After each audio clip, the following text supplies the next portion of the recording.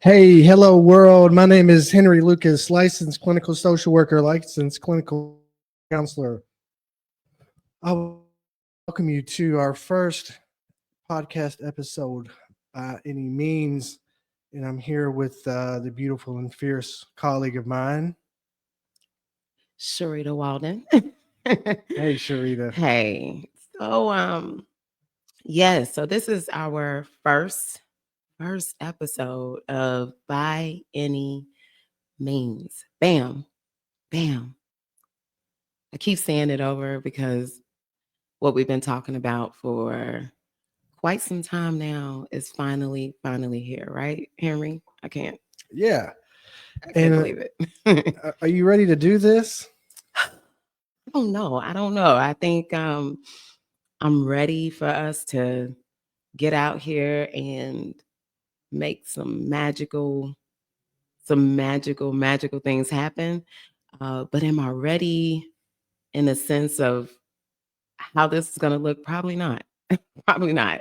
If I'm honest, I think I'm excited though. I'm excited to get in front of our people and talk about where this really came from. Do you want to start, Henry, by sharing how we got to By Any Means first? Let's talk about it. Yeah.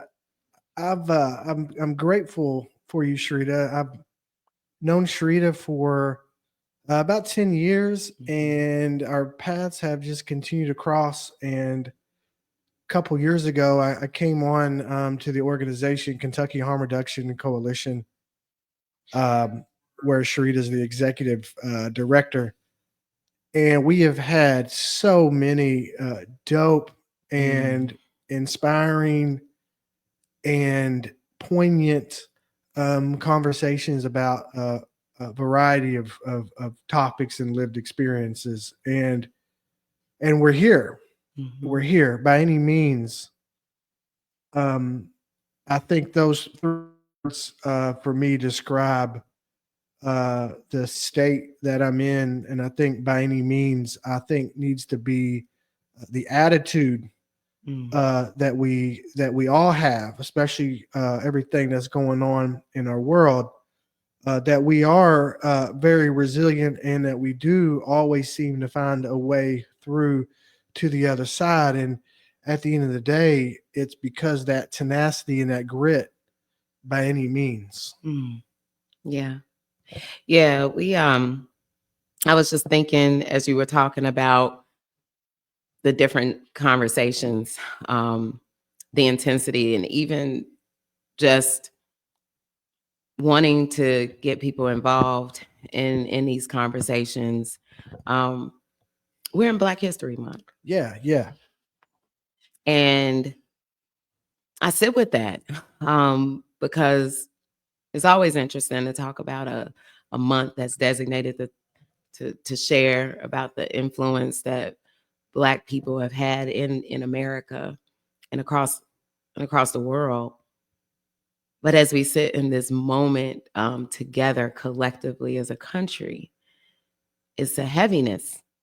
Um, so when we talked about just jumping right into what we've been planning for these last few months, at this moment, it became even more necessary to get out in front yeah, of people yeah, in the spaces that people are used to. There's a lot of podcasts, Henry, going on. There's a lot of people talking, a lot of people um having conversations, common conversations. Everyone's doing this thing.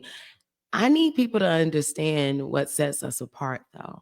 yeah, And why this podcast is not like any other. yeah. Well, first, I want to say happy Black History Month to you. Thanks. And um, it's still unfortunate. And I'm grateful for our relationship. And I really think, though, the gratitude comes from our ability to connect with each other despite our gender and despite Mhm. our race. And despite you growing up in Chicago, and despite me, living, my whole life in Kentucky. So like, despite our differences, we always seem to find our way back to this center place, right, Mm-hmm. of truth. And I think ultimately we peel back the different layers. It's the universal truth. Mm-hmm. When we talk about empathy and we talk about justice, and we talk about resiliency, and we talk about integrity, accountability, that's the kind of business that we stand on. Mm-hmm. And this podcast is not just an attempt, but it is our way to show the world the types of conversations that we have, and the types of conversations that's necessary and needed to erase the divide, and to really create opportunity for people to connect in authentic, personal, individual ways. Mm. Yeah, absolutely. I think I don't like to talk, and that's crazy because people are probably like, yes, she do. She talk all the time. Sharita talks all the time. Yes, I do. When I say I don't like to talk, I don't like to just talk about things. Yeah. Um, and that's what we want people to know. So here we are.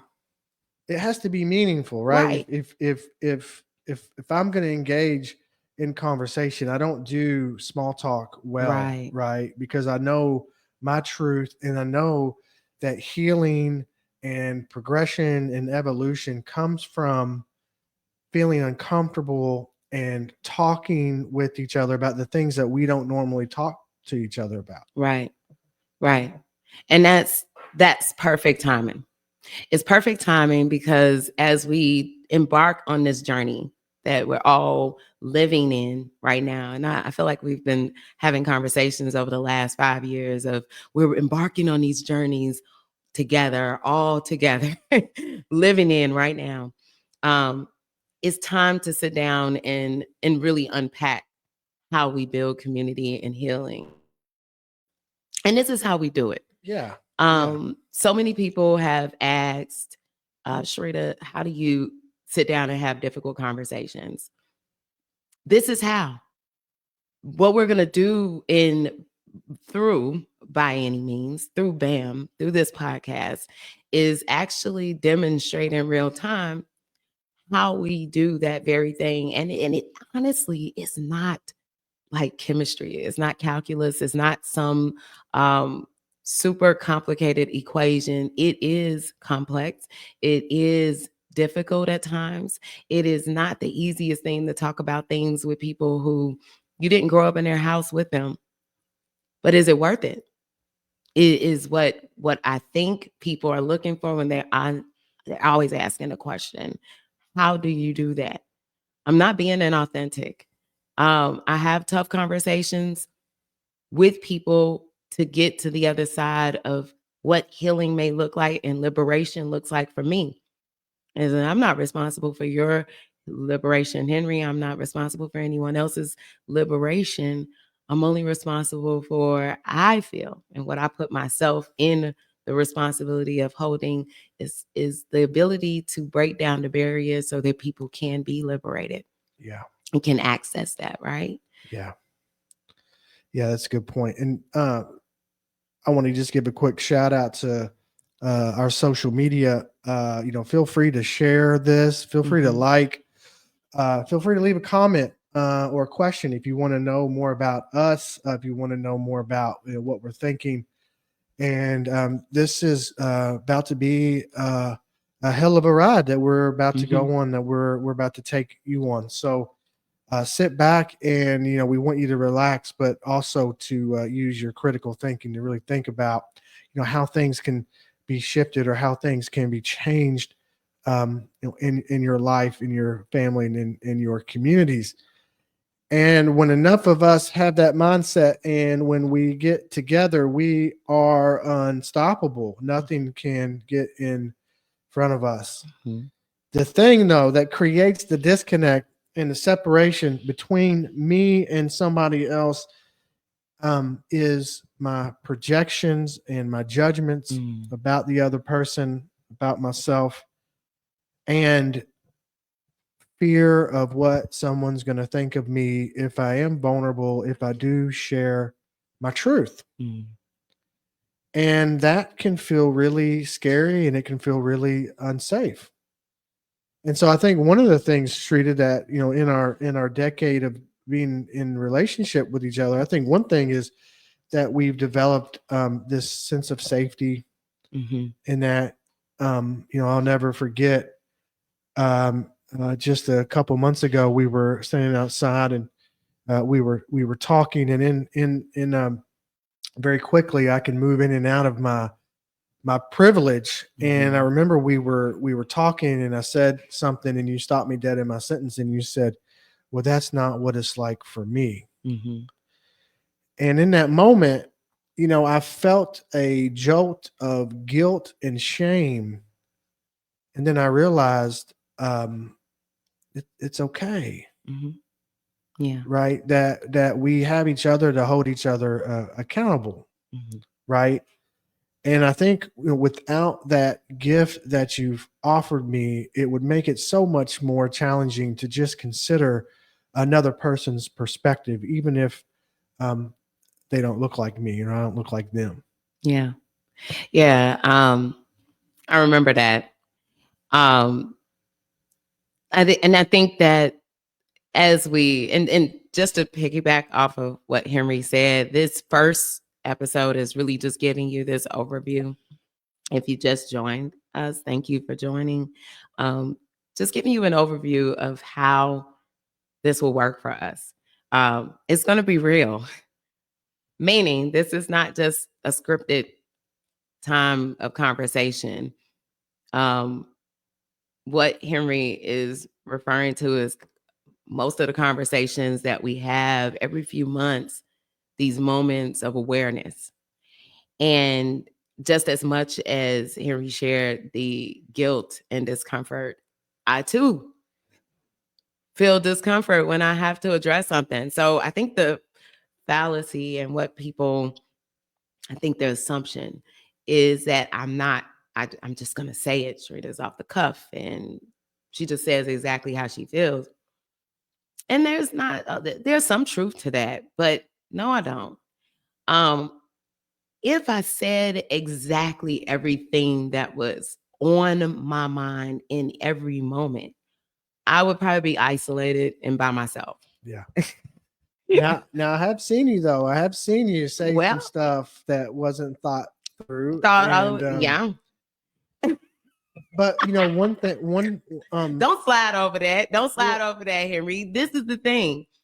Yes, there are moments where I will allow those thoughts, and I hear the trend of intrusive thoughts. People are allowing their intrusive thoughts. This is the thing. There are intrusive thoughts that I will allow to come out. And then there are thoughts that I'm very well aware that if they do come out, it is going to cause a tremendous harm. And that could be a harm financial impact to me, or it could be a harm of separation of a relationship. So I like to tell people there's risks that are taken, and I think that's the moment for people to understand when people say, I can't say this one thing to you because it's going to be hard. And I'm like, but say it. Say it, because it's all hard.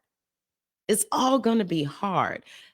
Is this hard, though, worth the investment of seeing what that risk can produce? And that is where I think the difference is, and where it lies, is that, yes, I'm willing to take the risk to dive in, and I'm not going to always hit the mark. Yeah. You know? Fear of suffering is more painful than suffering itself. So the thought of having a hard conversation is always more difficult and more challenging than just having the conversation. And that's Yes. that piece about the judgments, and the mind is constantly on the lookout for threats, and it's constantly judging and scanning and assessing to keep us safe. Mm-hmm. But what happens is, through that, we become prisoners of our own mind. Yes. right? Yes. We become prisoners of our own mind. And it's a lot easier for me to talk to people that are just like me that will usually co-sign my stuff, Mm. or I'll feel ashamed or embarrassed that I have these thoughts and feelings that they have, but I'm alone and isolated in that. And so it can be very difficult to feel like, somebody doesn't have someone that they can trust and that they can really open up and talk to. Absolutely. And I think that as we're talking, we're doing, yay, we're doing the thing I wanted people to see, which is showing the how. Um, this isn't overnight. When I met Henry over that 10 years ago, I often have shared with my close circles of love, I was like, I wasn't gonna have white friends. And I tell people that, like, I'm not gonna have. So the goal wasn't to go, I'm gonna make a white friend. And I think that's what people need to hear, actually. They need to hear it. That wasn't the goal. The goal was never to make Henry my friend. Well, and that's how I experienced you the first time that I experienced you. I mean, it wasn't very friendly. Um, I was scared. I was scared. We worked at this addiction treatment facility here in Louisville, and I was just out of graduate school, and it was my first real job, and I'm feeling real accomplished, and that I'm gonna be able to do some incredible things, and I ultimately I did. It was a great place to just get a diverse experience, and there was Sharita. And one day within the first couple of weeks, I'm in my office getting my little office set up, and I hear these. I don't know if they were pumps or boots or what it was, but I heard this clicking and clacking come down in the hallway, and there she was standing in front of my door, and you came in and you closed the door. Now that I'm saying it, I should have went to HR at the time. Right? And Sharita and a colleague cornered me in the office, and I made it out to tell the story. But really though, seriously, thank you for that. From that moment, I didn't really know you before that, but that moment, I gained a whole lot of respect for you. Mm. Mm. Like that your presence can be so convicting, and that your presence can really be so challenging. But in that is this real powerful way of feeling inspired to do something better, to be better, to do something different. And that's what I felt after you left. Now, it was really, jokingly, it was really non-threatening. I knew you was, trying to come in there and see who's the new white boy, on the team. And I really appreciated that, because Yeah. I've worked hard in my life, and I have privilege as a result of that. And there's a lot of things that have been very different for me, just solely based off of this unearned privilege. Mm. And so there's a lot of things that I get to overlook. Mm. There's a Yeah. lot of things that I don't have to listen to. I don't have to see. Yeah. Right. And so again, the gift for me, Sharita, is not just that you came in there, but that you continue to hold the mirror up for me, Mm. so that I can see myself in you. And then I have a choice. I can grow or I can stay the same. And yes, I don't remember exactly, and we've talked about this so much, what the situation was, but I do recall approaching Henry, and I also recall, and I don't think Henry, I don't know if I ever shared with you what was happening at the same time. Um, And I think it was just the biggest shift for me. But during that time, there was also another individual that worked at the same space who was never aware of their privilege and made me extremely uncomfortable in different situations. And I made attempts to stand up and was shut down. And so when that happened with me and the colleague in Henry, and then I saw the continue of like moving forward and building a relationship. I always had like a one eye open, eye closed kind of deal. Like I don't know what this is, but there was definitely a genuineness. Um, People ask how, and you hear us say over a decade of investment.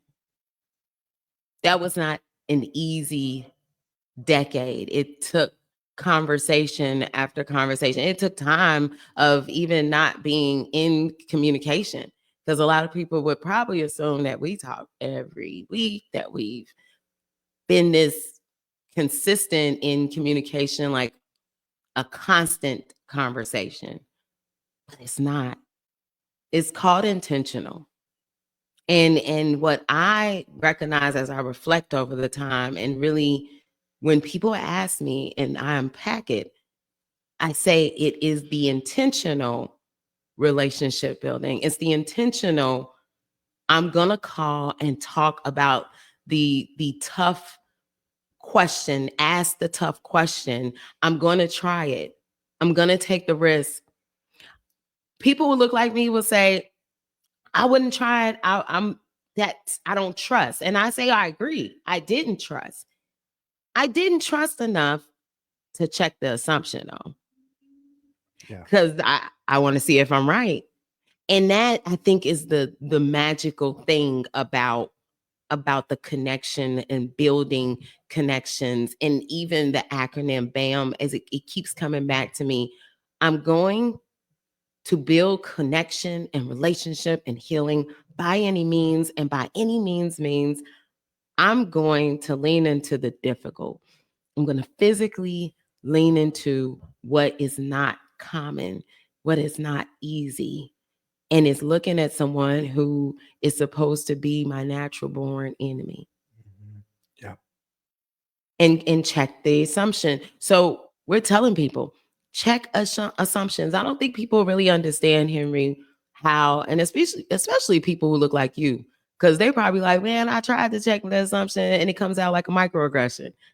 You probably could think of what I'm saying, like what people would do to check their assumptions. Oh, I tried to check the assumption and I was told I was being racist. What do I mean, Henry, though, by check your assumption? Yeah, one of the things that has really been hard for me at times is people will see me and make an assumption based off of what they see, how I walk, how I talk. And we do it everywhere we go all the time. It doesn't turn off. We have to get really good about, quieting the mind and really going below, the chatter. One thing though that's been challenging for me is holding the projections of other people. Mm. That because I visibly am who you see me as, then I have to be like everybody else that looks like me. And I hate that it has to be like that. And knowing we carry our lifetime of lived experience into each and every relationship. And so we never really know what the other person has truly experienced or been through. Because most people have been through a lot of shit in their life, and made it don't look like they've been through a lot of shit in their life. But because of that, like that's what really helps shape us into who we are beyond what people see when they look at us or what people see when they look at me. I grew up in a biracial household Hmm.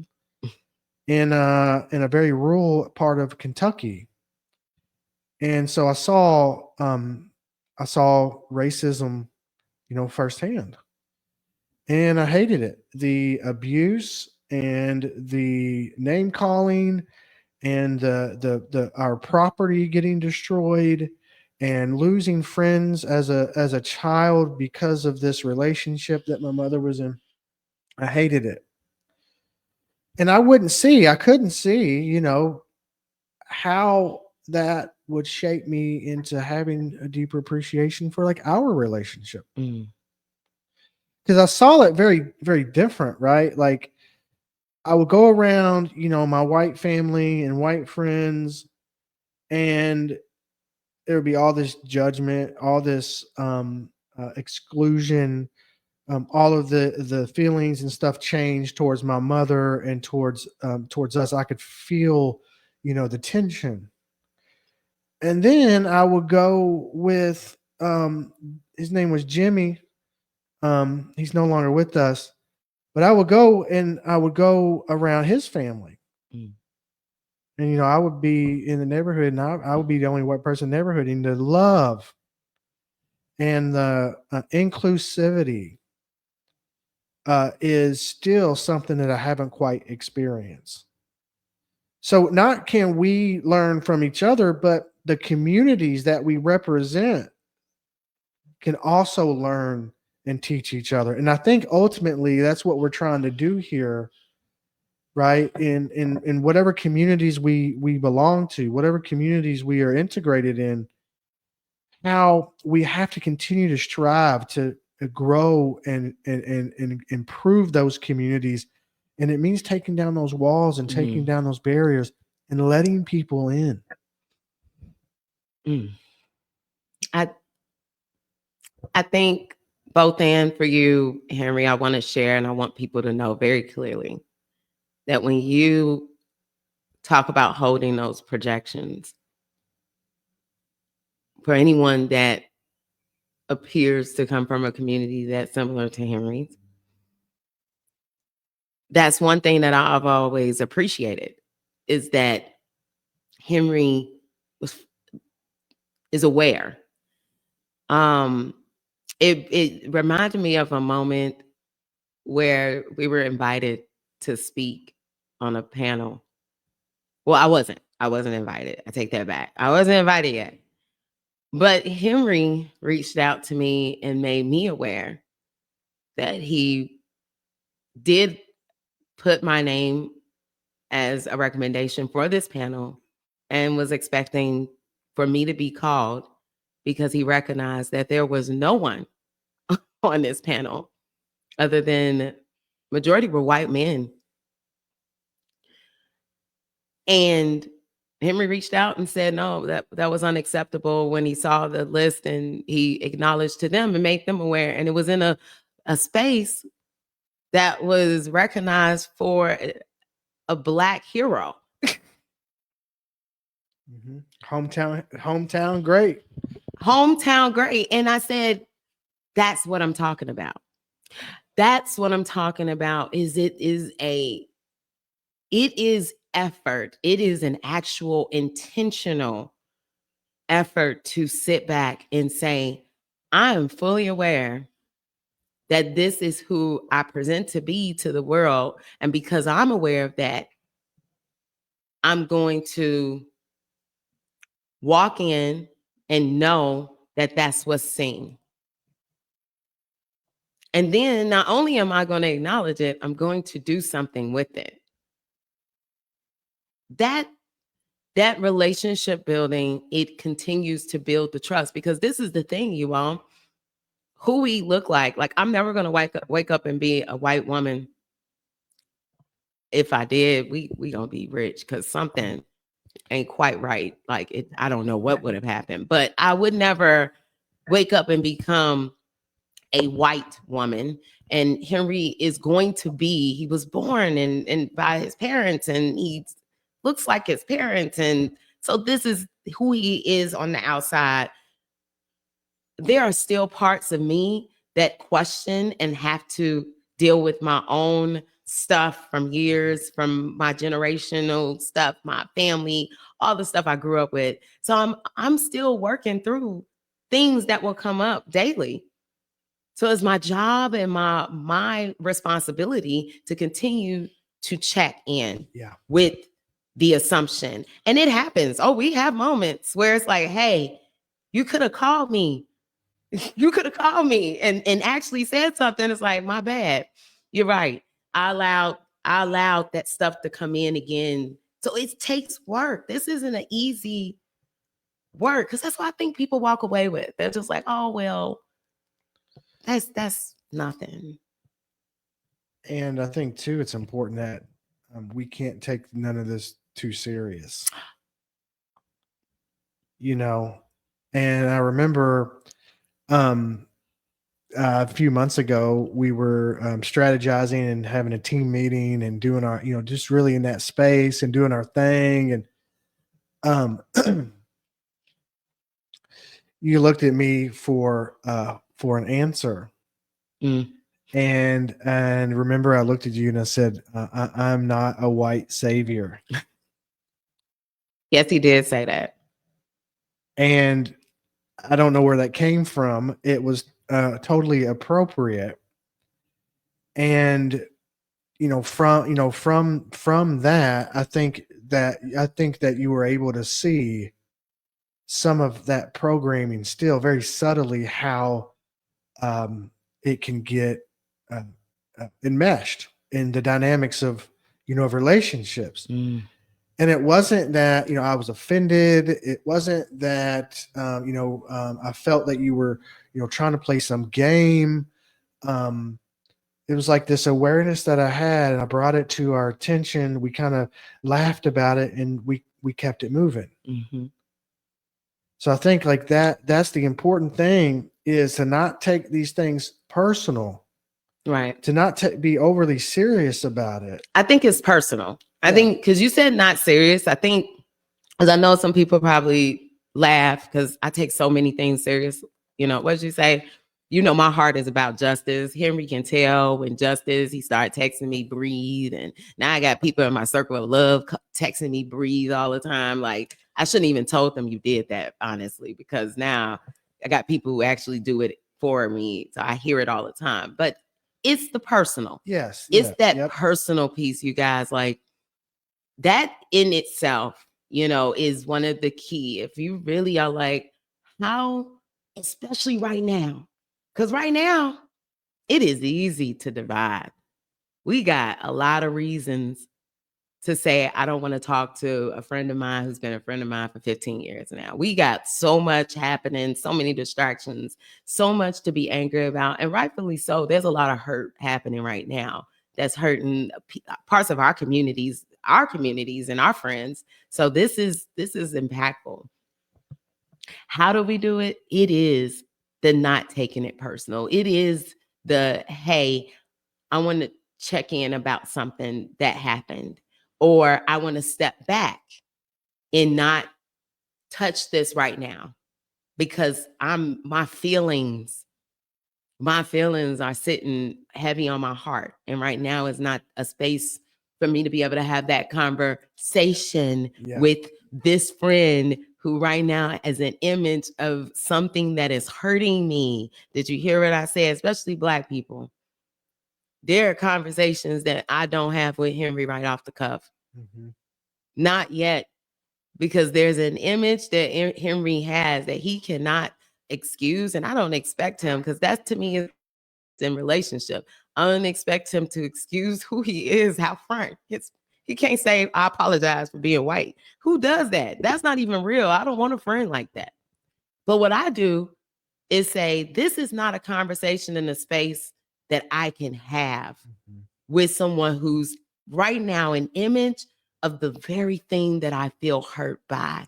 I need to step back. Yeah. Woo. That's big. And thank you for owning that and taking responsibility for that, Hmm. right? Recognizing that it's not about me or whoever the other person is. Hmm. Um, I think a lot of times, myself and I see others, they don't have that level of self awareness, and so they just Mm. go in on whoever the other person is, and it's never about the other person. We are all mirrors for each other. We generally see in other people the things that we don't want to see in ourselves, or the things Mm. in ourselves, and so we're all walking reminders for one another. And I Mm. think in that way that's the real gift that really having a honest, accountable relationship. I think that's what it really offers. Yes.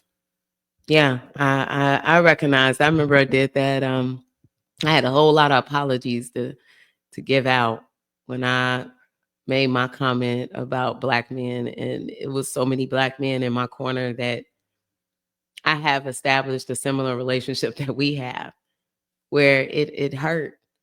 It hurt what I said, and it was also a humbling moment to see that I do have relationships with so many people who see the importance and value of our relationship, and how that one comment that, honestly, if we looked at over the last 5 years and comments that I've made, it probably wasn't the most uh intense, I would say, but it hit, and it taught me such a valuable lesson that what I do practice in our relationship is something I've been practicing all over. Because even in our own community, in my community, in Black community, it is centering that same love, and desire and passion for community building and healing within my community. Yeah. It is still very valid. This is not just looking across the lines. It's actually what we are talking about is humanity. When I was doing a group in a treatment center that I was overseeing, and we were working through uh, cultural issues, rural Kentucky versus urban, and it was more white women in rural Kentucky and more Black people in urban. And so we were having this conversation and getting them to understand all lives matter. Um, this is actually us talking about all of our lives and mattering to each other. And that, at the root of it, is what I believe I center when wanting to heal and build. And if in any moment, any time, right now is the time to really stand 10 toes down on our humanity, Hmm. Yeah. on how we are centering love, compassion, empathy, how we're building our communities, and the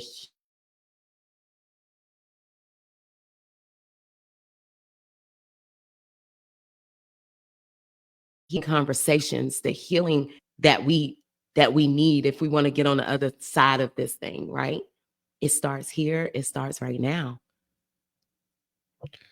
I want a better world. Man. I want a world that my kids can grow up in and celebrate differences. Yeah. And I want a world where it's not just one month that recognizes a whole history of people, Yeah. you know. And I don't know if I'll see that world. I get little glimpses of it. Hmm. And especially when I look into my kids' eyes, I get glimpses of it. But by any means, I think I think we'll continue to make this a better world by the work that we're doing with each other, and carrying it out throughout the state and throughout the world. Um, Absolutely. love is more powerful than hate. It is. It So is. I think our time is about up. Thank you, Shrita. This was great. First episode. I think we kind of got in there a little bit. Warmed up for sure. But I'm looking forward to doing these weekly podcasts with you so we can keep getting into very specific topics and sharing vulnerable and honest ways that only we can. Yeah. So for those of you that have the lingering question, what's the goal? The goal is to do some magical shit and to change the world, y'all. By any means, we'll do it. One talk at a time. We are going to show you that it can happen and that this is how we reduce the risk of harm to each other, to ourselves, by doing these simple steps. So please join us. We will have these going on weekly. Our audience is worldwide. Like, there's no age limit. We're going to be bringing people on. We're going to be very casual. Again, it's not scripted. We're going to have question answer moments. We're going to have deep dives. We're going to have some light moments. But this is a journey that we're on. It's not going to end. It's a journey for a healthier world. Yeah. Thank you for joining us today. See y'all. Take care. Till next time.